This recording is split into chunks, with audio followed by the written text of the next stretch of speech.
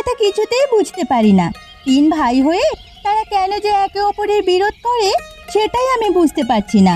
ভাইরা সব সময় একে অপরের পাশে থাকবে, টানাপোড়েন করবে, তা না তারা সব সময় ঝামেলার মধ্যে জড়িয়ে থাকে। এক ভাই আরেক ভাইয়ের সাথে কথা বলে ঠিকই, তবে পিছনে কেউ কাউকে দেখতে পারে না। ছোট একদম ঠিক কথাই বলেছে। আমরা তিন যা কত সুন্দর করে একসাথে বসবাস করি, একইভাবে এখানে বসে গল্প করছি, রান্নাও করছি। আমরা নিজেদের মধ্যে কোনো ঝামেলা করছি না, তারা কেন এমনটা করে? তাদের এত পরিমাণ বোঝানোর পরেও তারা কিছুই বুঝতে চায় না, জেদ ধরে বসে আছে। একটা মানুষকে এত পরিমাণ বোঝানো যায় নাকি? একদম ঠিক কথাই বলেছ বড় বৌদি। আমি যে কত বলেছি, তার কানে আমার মুখ ব্যথা হয়ে গেছে। তার কানে কিছুই হয় না, সে কিছুই বোঝে না। আমাদের চেষ্টা চালিয়ে যেতে হবে। উপরওয়ালা চাইলে আবার সব মিলমিশ হয়ে যাবে। চেষ্টার কোনো কমতি রাখা যাবে না। চেষ্টা তো সব সময় চালাচ্ছি, কিছুই তো লাভ হচ্ছে না। আরও চালিয়ে দেখব কি হয়। তোমরা একটু আমার সবজিগুলো কাটার জন্য সাহায্য করো। কি রে রমেশ, খোঁজ খবর সব কিছু ঠিকঠাক মতো রাখছিস তো? ওরা তিন ভাই যদি আবার এক হয়ে যায় তাহলে কিন্তু আমাদের সমস্যা। গ্রামে কিন্তু এখন আমরা রাজত্ব করি, হ্যাঁ? ওরা তিন ভাই যদি কোনোভাবে এক হয়ে যায় তাহলে গ্রামে ওদের রাজত্ব চলবে। আমরা থাকতে সেটা কিন্তু কোনোভাবেই হতে দেওয়া যাবে না। যদি তিন ভাই আলাদা থাকে তাহলে গ্রামের কোনো মানুষ ওদের শুনবে না। সে নিয়ে তুমি কোনো চিন্তা করো না দাদা, সব সময় আমি ওদের নজরে রাখছি। আমি থাকতে তোমার ওদের নিয়ে কোনো চিন্তা করতে হবে না। তুমি গ্রামের প্রত্যেকটা বিষয় ভালোভাবে দেখো। গ্রামবাসী যেন আমাদের আয়ত্তে থাকে। হ্যাঁ, কোনোভাবে ওদের আয়ত্তে চলে গেলে তখন কিন্তু ঝামেলা হয়ে যাবে। আরে সেই জন্যই তো তোকে আমি বলছি, ওদের নজরে রাখবি তুই। গ্রামবাসীর ব্যাপারটা আমার উপর ছেড়ে দে। তোকে যে দায়িত্বটা দিয়েছি সেইটুকু সঠিকভাবে পালন করলেই হলো। হ্যাঁ, ওরা যদি একসাথে হয় তারপর গ্রামবাসীর কাছে যাবে, তার আগে তো যেতে পারবে না। আমি সব সময় ওদের চোখে চোখে রাখছি, কে কি করছে, কার সাথে গিয়ে কথা বলছে, এগুলো খেয়াল রাখছি। তিন ভাইকে এমন করে কুপরামর্শ দিচ্ছি, কেউ কেউ দেখতেই পারবে না। তবেই কিন্তু সাবধানে কাজ করবি, ওরা যেন কোনোভাবে বুঝতে না পারে। হ্যাঁ, আরে না না, ওরা বুঝতে পারবে না। ওরা ভাবছে আমি ওদের সবাইকে সাহায্য করছি। তাহলে তো ভালোই। এইভাবেই গোপনে কাজ চালিয়ে যাব, ওরা কিচ্ছু টের পাবে না। ওদের মাথায় কাঁঠাল ভেঙে আমরা খাবো।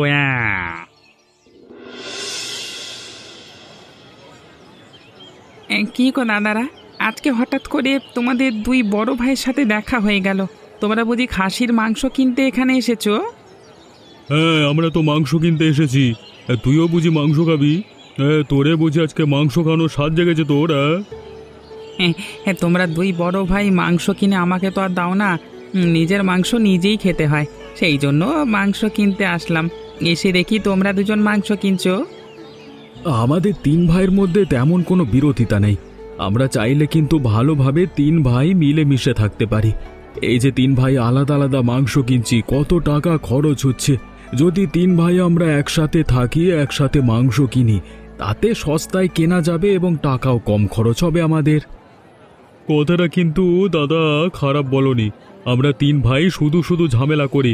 বাবা মা মরে যাবার পর থেকে তিন ভাই শুধু ঝামেলাই করে এসেছি। কেউ কারোর সাথে কথা বলি না, খাই না, একে অপরের ঘরে যাই না, আলাদা থাকি। গ্রামের লোক যেন এটা ভালোভাবে দেখে না, আমাদের নিয়ে টিটকারি করে। আমার তো কোনো সমস্যা নেই, তোমরা দুই ভাইয়ের মিল হয়ে গেলে আমিও তোমাদের সাথে আছি। তিন ভাই একসাথেই থাকবো। তাহলে আর কি, চল তিন ভাই একসাথে মাংস কিনি, তারপর একসাথে ভোজন হবে।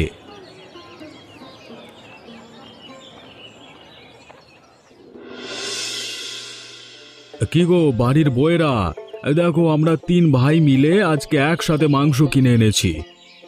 কি বলছো কি? তিন ভাই মিলে মাংস কিনে এনেছো? সত্যি বলছো নাকি মিথ্যে বলছো? কিছুই তো বুঝতে পারছি না। আরে বড় বৌদি একদম সত্যি কথাই বলছে দাদা। আমরা তিন ভাই আজকে একসাথে মাংস কিনে নিয়ে এসেছি। আমরা আমাদের মধ্যে ঝামেলা সকল কিছু বাদ দিয়ে দিয়েছি। হ্যাঁ, আমার তো বিশ্বাসই হচ্ছে না তোমরা তিন ভাই এক হয়ে যাচ্ছ। আমার তো মনে হচ্ছে আমি স্বপ্ন দেখছি। যেটা আমরা এত চেষ্টা করেও করতে পারিনি, হঠাৎ করে তোমরা তিন ভাই মিলে সেটা কিভাবে করে ফেললে? মজা করছো না তো তোমরা আবার? আরে না না, তোমাদের সাথে মজা করছি না। এবার আমরা আমাদের আগের সবকিছু ভুলে গিয়ে নতুন করে শুরু করেছি। আরে আমাদের মধ্যে কোনো ঝামেলাই ছিল না, শুধু একে অপরকে দেখতে পারতাম না, সে বিভেদ আজকে আমরা ভুলে গেছি। বাজারে গিয়ে বাজার করবার সময় তিন ভাই আলাদা বাজার করলেও মাংস কিনবার সময় এক হয়েছি। তখনই আমরা ভেবেছি আর আমরা এমন করব না। গ্রামের লোকও আমাদের খারাপ বলে, এখন থেকে আমরা ভালোভাবে চলবো। তবে এই মাংসগুলো আজকে কিন্তু রান্না করবে না। আমরা সবাই মিলে ভেবে এসেছি দাদা আর তোমার বিবাহ বার্ষিকী পরশুদিন, সেই দিন এই মাংসগুলো রান্না হবে। কসাই নাকি শহরে চলে যাবে, এই গ্রামে আর কসাই নেই, সেই জন্য এখন নিয়ে চলে এলাম। ও আচ্ছা, এই ব্যাপার। আমাদের বিবাহ বার্ষিকী তোমরা মনে রেখেছো। যাই হোক, কোনো সমস্যা নেই। তাহলে আমরা তিন যা মিলে মাংসগুলো ঠিকঠাকভাবে রেখে দিচ্ছি। ওদিকে এক বিশাল কাণ্ড হয়ে গেছে। তোমার সাথে গুরুত্বপূর্ণ কথা আছে দাদা, সেই জন্য ছুটে আসলাম। তুই এভাবে হাঁপাচ্ছিস কেন? এই কারোর সাথে কোনো ঝামেলা হয়েছে নাকি তোর? গ্রামে এমন কোনো ব্যক্তি নেই যে আমাদের সাথে ঝামেলা করবে। কি হয়েছে আমাকে বল তো তাড়াতাড়ি। আরে দাদা না না, আমার সাথে কারো কোনো ঝামেলা হয়নি। কারো আমার সাথে ঝামেলা করবার সাহস নেই। অন্য ঘটনা ঘটেছে, সেই জন্যই আমি দৌড়ে আসলাম, হাঁপিয়ে গেছি তো। কি হয়েছে তুই সবটা আমাকে খুলে বল, না হলে বুঝতে পারবো কিভাবে। বলতো ভাই। গ্রামবাসীর মুখে শুনে আসলাম তিন ভাই নাকি এক হয়ে গেছে। তিন ভাই মিলে নাকি আজকে কসাইয়ের দোকান থেকে মাংস কিনে এনেছে। সেই মাংস নাকি তিন ভাই মিলে আবার একসাথে খাবে। তার মানে তাদের আবার মিল হয়ে যাবে। তিন ভাই মিলে এক কড়াইতে মাংস রান্না, মানে তিন ভাইয়ের মিল হয়ে যাওয়া? তোকে এত করে বলেছি ওদের মধ্যে ঝামেলা তৈরি করে দিবি রে তোকে। ওরে বাবা, কিভাবে তিন ভাই মিলে গেল? তুই কি কোনো কিছু দেখিস না? যা হয়েছে তা নিয়ে চেঁচামেচি করে কোনো কাজ হবে না। আমাদের এখন উচিত ওদেরকে কুপরামর্শ দেওয়া, তাহলে দেখা যাবে তিন ভাই এক হতে পারবে না। আচ্ছা ঠিক আছে, চল চল, এখন সেটাই করতে হবে। না হলে গ্রামে আধিপত্য নিয়ে টিকে থাকা আমাদের জন্য মুশকিল হয়ে যাবে। কি গো ভোলানাথ দা, রমেশ দা, কি অবস্থা তোমাদের? কেমন আছো তোমরা? আমি মনে মনে তোমাদেরকেই তো খুঁজছিলাম আমি। আমরা তো আরও তোকে খুঁজছিলাম রে। তুই কেন আমাদের খুঁজছিলি সেটা বলতো। অনেকদিন পর আমাদের তিন ভাইয়ের মধ্যে মিল হতে শুরু করেছে। পরশুদিন সুকান্তদার এবং বড় বৌদির বিবাহ বার্ষিকী। সেখানে আমরা এক কড়াই মাংস রান্নার আয়োজন করেছি। গ্রামের সবাইকে সেখানে দাওয়াত করেছি। সেই জন্য তোমাদের খুঁজছিলাম দাওয়াত করবার জন্য। তোমরা আমাকে খুঁজছিলে কেন সেটা বলো। এই না না, এটা বলা ঠিক হবে না। তোমরা তিন ভাই যেহেতু মিলেমিশে থাকছো, মানে হয়ে গেছে তোমাদের মধ্যে আর কি সম্পর্ক, ঠিক না বলাই ভালো। বলো দাদা, হ্যাঁ আমরা চলি, চলো। হ্যাঁ আরে এভাবে কথা বলছো কেন? তোমরা তো আমার আপন লোক। তোমরাই তো আমাকে সব সময় পরামর্শ দাও কি করতে, মানে কি বলতে চাইছো সেটা বলো দেখি। তোমরা তিন ভাই যে মিলেমিশে যাচ্ছ, তুমি তো সবার ছোট। এরপর দেখা যাবে তোমার বড় দুই ভাই তোমাকে ঠকাচ্ছে। তাদের কথা মতো তোমার চলাফেরা করতে হবে, নিজের ইচ্ছে মতো কিছুই করতে পারবে না। জমি জমার ভাগ কেড়ে নিয়ে নেয় কিনা কে জানে। এসব কথা এমনিতে এখন বলা উচিত নয়, তবে তুমি আমাদের কাছের মানুষ, সেই জন্যই তোমাকে বললাম। তোমরা তো ঠিক কথাই বলেছ। আচ্ছা দাঁড়াও, দেখি কি করা যায়। দাদা কাজ শেষ, চলো এবার বাকিটা পরে দেখে নেব। কাজ এখনো শেষ হয়নি রে। তুই ভালোভাবে পাহারা দিবি, নতুন করে গন্ডগোল লাগাবি। আমি বাড়িতে যাই, হ্যাঁ? ভালোভাবে কাজ করবি কিন্তু। আচ্ছা ঠিক আছে। কি হলো? তুমি এইভাবে আমাকে টেনে হিঁচড়ে ঘরের মধ্যে নিয়ে আসলে কেন? ওদিকে আমার কত কাজ পড়ে আছে। তোমার সাথে এই নাটক এখন আমি করতে পারবো না। আমাকে ছাড়ো বলছি, কাজ কাম রেখে এসেছি। আহা, তুমি এমন করছো কেন? তোমার সাথে আমার কিছু গুরুত্বপূর্ণ কথা আছে, সেগুলো বলবার জন্যই তো তোমাকে এভাবে ঘরে ডেকে নিয়ে আসলাম। সবার সামনে কি সব কথা বলা যায় নাকি? তুমি তো কিছুই বুঝতে পারো না। এত করে তোমাকে ইশারা দিচ্ছিলাম, তাও তো তুমি আমার কথা শুনলে না। এই জন্যই তো তোমাকে টেনে হিঁচড়ে এখানে নিয়ে আসতে হলো। কথা বলার জন্য এভাবে টেনে হিঁচড়ে নিয়ে আসতে হয় নাকি? তুমি তো আমাকে সরাসরি বলতে পারতে, তোমার সাথে কিছু কথা আছে, এদিকে এসো। তাহলে আমি চলে আসতাম। দাদা বৌদিরা কি ভাবলো বলো তো? কে কি ভাবলো সেটা বড় বিষয় না। আমি যেটা বলছি তোমার কাছে, সেটাই এখন সবচেয়ে বড় বিষয়। আচ্ছা ঠিক আছে, বলো বাবা, কি এমন তোমার গুরুত্বপূর্ণ কথা যেটা বলতে চাচ্ছ? দাদাদের সাথে মিলে যাওয়াটা ভালো হবে না। আমি এ বাড়ির সবার চেয়ে ছোট, তারা ফন্দি করে আমার জমি জমা হাতিয়ে নেবে। এটা তো তুমি গুরুত্বপূর্ণ কথাই বলেছ। তুমি সবার ছোট, তোমাকে তো ঠকাতেই পারে। কোনোভাবেই আমাদের এক হওয়া উচিত হবে না। যে কোনোভাবে একটা ঝামেলা করতে হবে। কালকে রান্না বান্না নিয়ে একটা ঝামেলা লাগবে। হ্যাঁ, আচ্ছা ঠিক আছে, তুমি চিন্তা করো না, আমি আমার কাজ করব, বাকিটা তুমি সামলে নিও। আচ্ছা আচ্ছা, ঠিক আছে ঠিক আছে, আমি সামলে নেব। এখন তুমি তোমার কাজে যাও। হ্যাঁ,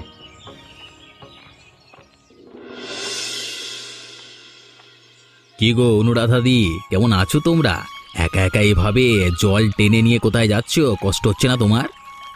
কষ্ট হলেও তো কিছু করার নেই, একা একাই জল টানতে হয়।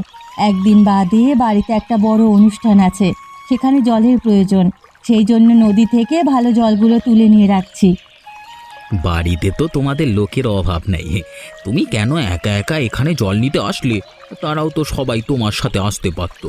তোমরা বা একই বাড়ির তিনটে বউ, তিনজনে যদি একবার দুবার আসতো, মানে একবারের জায়গায় দুবার আসতে, তাহলে তো তোমাকে 3 থেকে 6 বার আসবার কোনো প্রয়োজন হতো না। এটা তো তুমি ঠিক কথাই বলেছ, এটা তো আমি ভেবে দেখিনি আগে, তাহলে ওদের বলতাম। বড়দের সাথে যেভাবে মিশে গেছো, একবার বুঝে শুনে মিশেছো তো। দেখো, পরে মিশে গেলে কিন্তু আমার বাকি জীবন সবার জন্য তোমারই আর কি জল টানতে হয় আর কি। না না, সেটা কোনোভাবেই হতে দেওয়া যাবে না। আমি কেন সবার জন্য জল টানবো? আমি কখনো সবার জন্য জল টানবো না। যদি সব সময় এই কষ্টের কাজ না করতে চাও, তাহলে বাড়িতে গিয়ে তোমার স্বামীকে বোঝাও যেন তার ভাইদের সাথে একজোট না হয়। একজোট হলে আরো কত সমস্যা যে দেখা যাবে, তখন তুমি সেটা বুঝতে পারবে। এখন আমি বলছি, এখন তো বুঝতে পারছো না, একটা মাত্র দেখতে পাচ্ছ আর কি।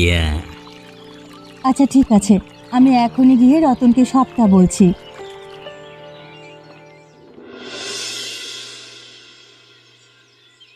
কি গো, তুমি এভাবে মুখ কালো করে এখানে বসে আছো কেন? কিছুক্ষণ আগেও তো তোমাকে দেখলাম তুমি অনেক হাসি খুশি। হঠাৎ করে কি এমন হয়েছে যে তোমার মুখটি কালো হয়ে গেল? কেউ কি তোমাকে কিছু বলেছে? কেউ কিছু বললে আমাকে বলো, আমি দেখে নিচ্ছি। আরে তুমি মুখ গোমড়া করলে তোমার মোটেও ভালো লাগে না আমার।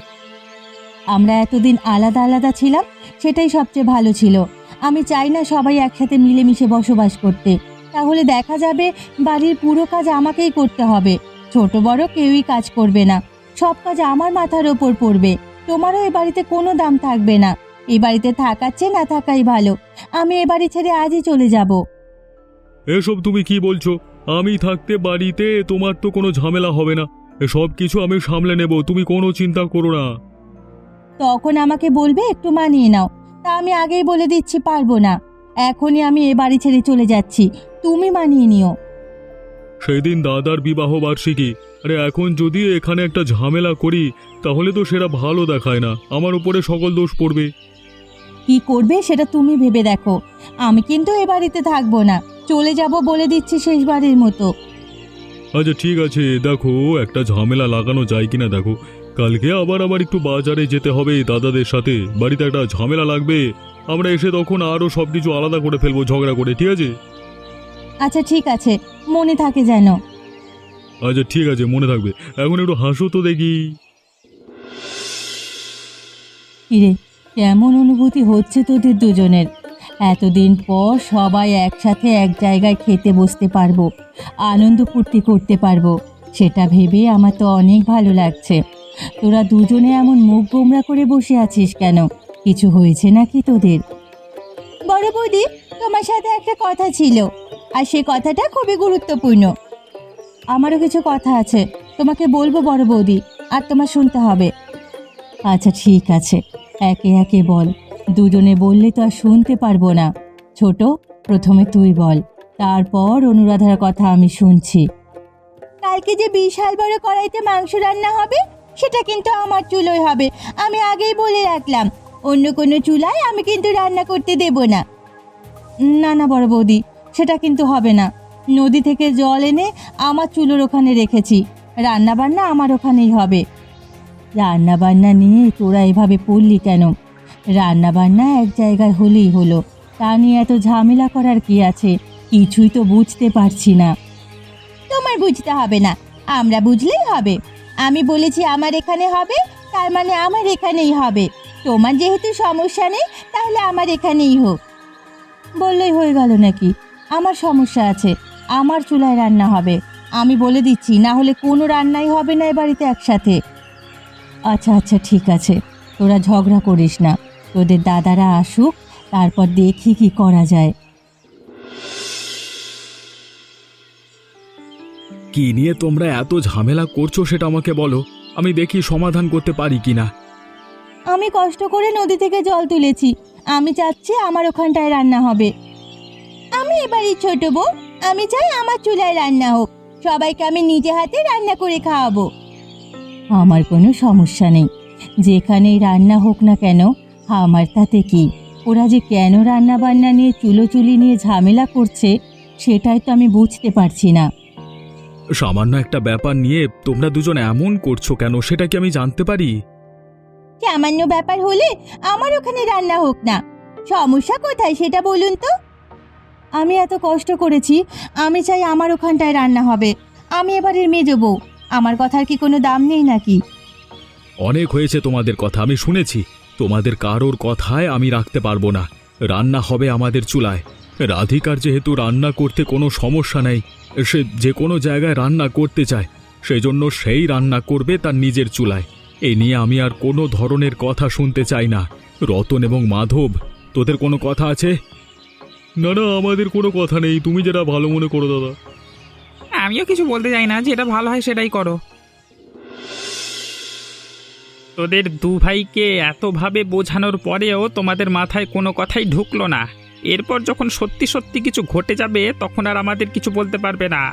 তোমাদের সব সময় আমরা ভালো চেয়েছি, সেজন্য বিপদে আগে সতর্ক করেছি। হ্যাঁ, বিপদ আসলে তখন বুঝতে পারবে আমাদের কথার দাম কেমন ছিল। হ্যাঁ, ওদের সাথে কথা বলে লাভ নেই। যখন খাবার খেয়ে মরে থাকবে তখন বুঝতে পারবে কে সব জমি জমা ভোগ দখল করেছে। কি বলছো কি তোমরা? কিছুই তো বুঝতে পারছি না। খাবার খেয়ে মরে যাব মানে মানে কি বলছো? কিছুই বলছি না। ভোলানাথ দা, চলো তো, এদের সাথে কথাই বলবো না। কথা বলতে মন চায় না। নিজের ভালো যারা বোঝে না, তাদের সাথে আবার কিসের কথা? হ্যাঁ, আরে কি বলতে চাচ্ছ একটু পরিষ্কার করে বলো, তাহলে তো আমরা বুঝতে পারবো নাকি। এর আগেও তো তোমাদের অনেকবার বলেছি, তোমরা কি আমাদের কথা শুনেছ? এবার বলো, আমরা শুনতে যাচ্ছি, বলো না। আমাদের কাছে খবর আছে তোমার বড় ভাই এবং তার বউ মিলে ষড়যন্ত্র করছেন। হ্যাঁ, মাংস খাইয়ে তোমাদের হত্যা করবে। এখন তোমরা যদি সে মাংস খেতে চাও তাহলে খাও, আমাদের কোনো সমস্যা নেই। হ্যাঁ, আমরা তোমাদের সাহায্য করেছি, আমাদের কথা আবার কিছু বলো না। হ্যাঁ? তোমাদের কথা কিছু বলবো না। তোমাদের দুজনকে ধন্যবাদ গো। কাবেরী, কাবেরী, তুমি এ খাবার খাবে না। এ খাবারে বিষ মেশানো আছে। বড়দাদা এবং বড় বৌদি দুজনেই ইচ্ছে করে আমাদের সবার খাবারে বিষ মাখিয়ে দিয়েছে। এই খাবার খেলে আমরা মরে যাব। পরে তারা আমাদের জমি জমা দখল করবে, কোনোভাবেই এই খাবার মুখে দেবে না। এই চলো চলো এখান থেকে, এদের সাথে চিরজীবনের জন্য কথা বন্ধ করে দিলাম, চলো। আরে তুমি এখানে কেন বসে আছো? তাড়াতাড়ি উঠে এসো অনুরাধা। আমরা খবর শুনে গেছি সবটা। সুকান্ত দা রাধিকা বৌদি দুজনে পরিকল্পনা করে আমাদের হটাতে চাইছে, মারতে চাইছে। আমাদের দুই ভাইকে মেরে সকল সম্পত্তি তারা হাতিয়ে নেবে। কিন্তু আমরা তো সত্যিটা জেনে গেছি, এখন কোনোভাবেই তা সম্ভব নয়। এদের সাথে আমাদের আর কোনো সম্পর্ক নেই। চলো চলো চলো। আমি আগেই এমনটা বুঝতে পেরেছিলাম, তারা আমাদের সাথে এমন বিশ্বাসঘাতকতা করবে। এখানে থাকার আর কোনো মানে হয় না। চিরজীবনের জন্য তাদের ভুলে গেলাম। তোমরা কি সব বলছো? আমি তো কিছুই বুঝতে পারছি না। কি কি বলছিস তোরা? এখন তোমার কিছুই বুঝতে হবে না, সবই আমরা জেনে গেছি। তোমাদের সাথে এক জায়গায় বসিয়ে মাংস খাওয়ার স্বাদ আমাদের মিটে গেছে। আমরা আর কোনো ধরনের মাংস খেতে চাই না। হ্যাঁ, নিশ্চয়ই তোমাদের কোনো ভুল হচ্ছে, কেউ তোমাদের ভুল বোঝাচ্ছে। আমরা মাংসে কোনো ধরনের বিষ দিইনি। এক কড়াই মাংস তোমরা এভাবে ফেলে দিও না। তোমাদের মাংস তোমরাই খাও, আমরা এ মাংস খাবো না। এই চলো তো এখান থেকে, যত সব। এমন মজার মজার গল্প দেখতে আমাদের চ্যানেলকে সাবস্ক্রাইব করতে ভুলবেন না।